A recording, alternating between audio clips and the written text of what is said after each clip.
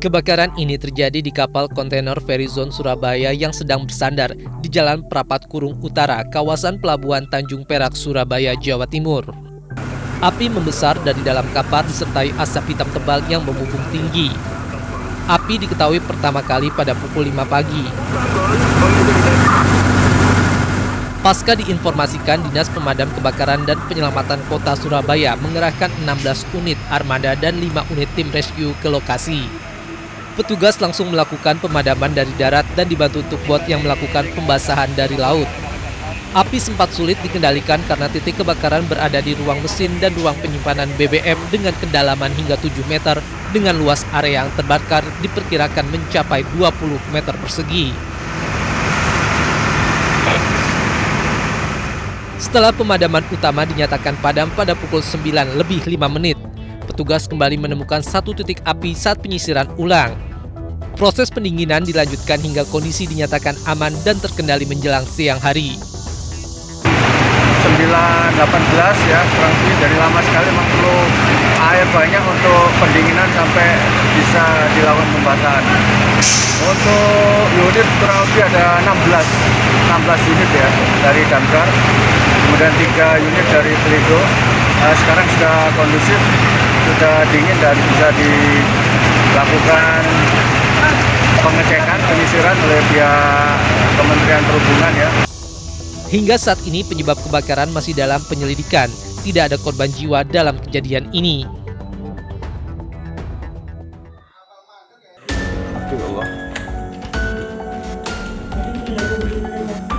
Pria paruh baya ini tak kuasa menantangi saat mengetahui 3 anggota keluarganya tewas mengenaskan di rumah mereka. Mereka adalah pasangan suami istri Kasil 55 tahun dan istrinya Suningsih 42 tahun serta anak sematawayang keduanya Nia 20 tahun yang masih berstatus sebagai mahasiswa. Ketika korban ditemukan di 2 lokasi yang berbeda, ibu dan anak ditemukan tewas di dalam kamar mereka sedangkan suaminya ditemukan tewas di kamar mandi. Darah tampak berceceran di sekitar jasad korban. Seketika warga pun geger dan langsung melaporkan kejadian ini ke pihak kepolisian. Kepala desa mengaku resah dengan kasus yang diduga pembunuhan satu keluarga ini dan berharap polisi segera menyelidikinya. Mohon maaf yang jelas kami warga Demung ya ikut resah dengan adanya ini. Pasti gonjang-ganjingnya ya resahlah begitu. Jadi harapan kami segera terungkap motifnya sehingga semuanya penuh dengan kejelasan. Untuk kepentingan penyelidikan lebih lanjut, polisi membawa jasad ketiga korban ke Rumah Sakit Abdurrahim Situbondo untuk melakukan otopsi. Dari Situbondo, Jawa Timur, Rizky Amirul Ahmad, iNews melaporkan.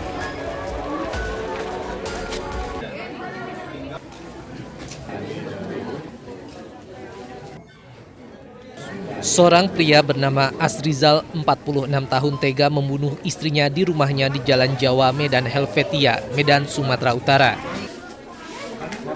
Pelaku tega membunuh istrinya karena hasrat untuk berhubungan intim ditolak oleh korban. Merasa kecewa, pelaku membekap korban dengan bantal hingga korban kehabisan nafas. Usai membunuh, pelaku kemudian tidur di sebelah jasad korban hingga pagi hari.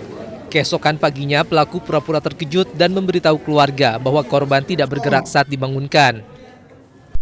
Namun sejumlah luka bekas cakaran di tubuh pelaku membuktikan jika korban sempat melawan saat dibekap pelaku. Dari hasil pemeriksaan kamera pengawas didapati adegan sesaat sebelum membunuh, pelaku sempat mematikan saklar kamera pengawas sehingga tidak dapat merekam aksinya. AS mengalami pertengkaran dengan MW, nanti akan saya jelaskan di hasil CCTV, karena hasrat yang ditolak oleh korban MW terhadap pelaku AS. Untuk mempertanggungjawabkan perbuatannya, pelaku terancam hukuman 20 tahun penjara.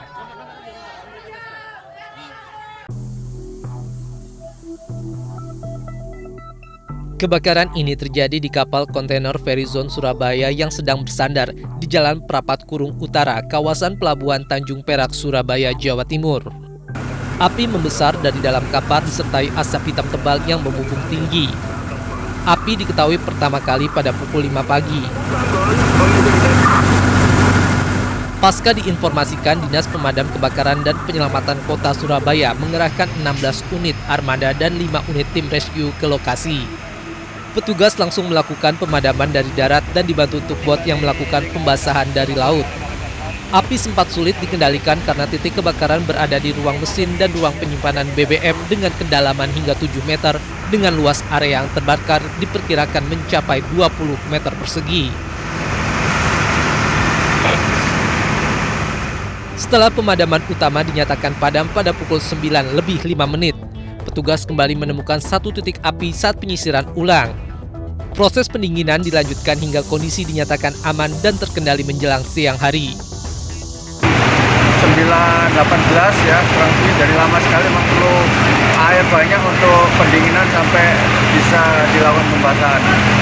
Untuk unit kurang lebih ada 16 unit ya dari damkar, kemudian 3 unit dari Pelindo. Sekarang sudah kondusif, sudah dingin dan bisa dilakukan pengecekan, penyisiran oleh pihak Kementerian Perhubungan ya. Hingga saat ini penyebab kebakaran masih dalam penyelidikan. Tidak ada korban jiwa dalam kejadian ini.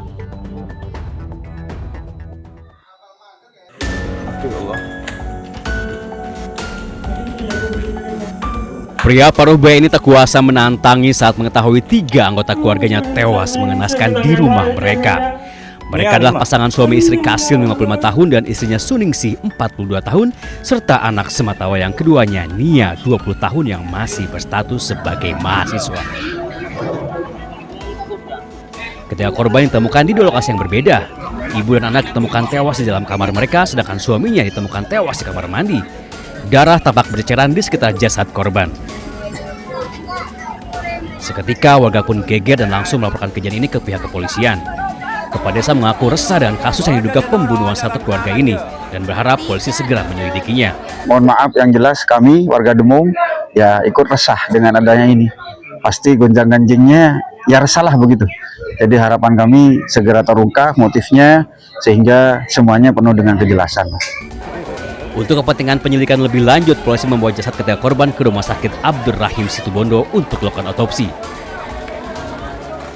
Dari Situbondo, Jawa Timur, Rizky Amirul Ahmad, iNews melaporkan.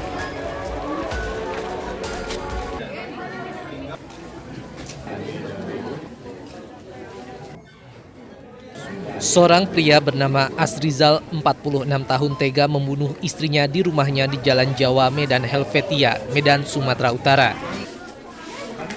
Pelaku tega membunuh istrinya karena hasrat untuk berhubungan intim ditolak oleh korban.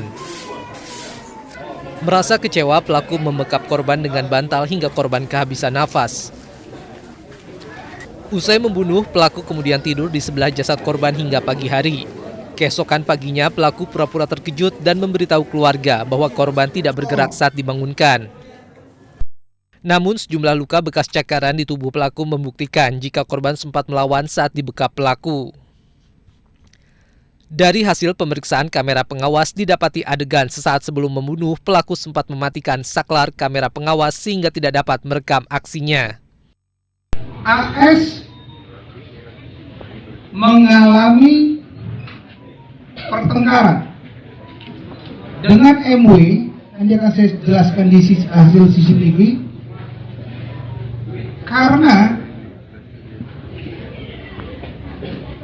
hasrat yang ditolak oleh korban MW terhadap pelaku AS. Untuk mempertanggungjawabkan perbuatannya, pelaku terancam hukuman 20 tahun penjara.